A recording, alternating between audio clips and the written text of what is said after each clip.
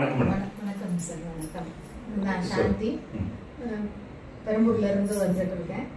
இங்க வந்து எனக்கு 2 months பேக்ல வந்து தண்ணி தாண்டும் போது எனக்கு லெக்மெண்ட்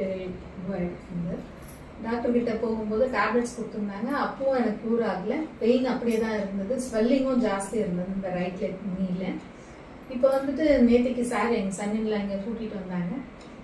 கூட்டிகிட்டு வந்து இங்கே சார் கிட்ட காமிக்கும் போது நேற்றுக்கு அவர் அந்த நீல பெயினுக்கு அங்கே எதுவுமே பண்ணாமல் அது அதனால எங்கெங்கே இருக்கும்ன்றத பாயிண்ட் அவுட் பண்ணி எனக்கு க்யூர் பண்ணாங்க.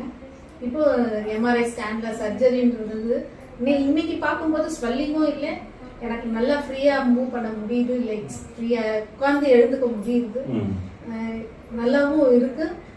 I feel better then before எப்படி இருந்தனோ அந்த மாதிரி இருக்கேன். 2 மாசத்துக்கு முன்னாடி எப்படி இருந்தேன், 2 மாசத்துக்கு இல்ல, பிஃபோர்லாம் எப்படி நான் இருந்தனோ அந்த மாதிரி இருக்கு. காலையில ஃபீல் ஆகுது, நல்ல ஃப்ரீ மூவ்மெண்ட்ஸ் இருக்கு. எம்ஆர்ஐ எடுத்த பிறகு அவங்க டாக்டர்ஸ் எல்லாம் என்ன சஜஸ்ட் பண்ணிருந்தாங்க? இது வந்து ஆபரேஷன் 2 weeks வந்து பெட் ரெஸ்ட்ல இருக்கணும், அதுக்கப்புறம் வந்து பார்க்கலாம் அப்படின்னு சொன்னாங்க. ஆனா ஸ்வெல்லிங்கும் குறையில, கால் வீக்கும் அப்படியே இருந்தது. டேப்லெட்ஸ் எடுத்துட்டு தான் இருந்தேன்.